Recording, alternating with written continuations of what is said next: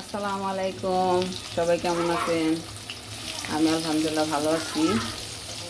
এই ইলিশ মাছ রান্না করব।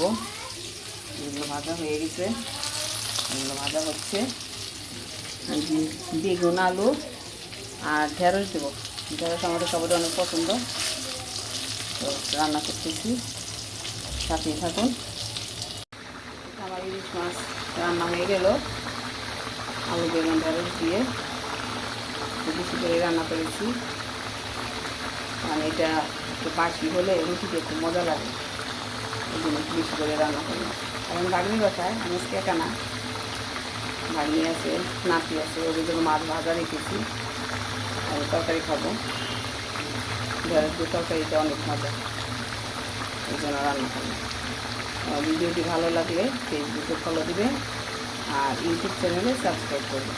আল্লাহ হাফেজ।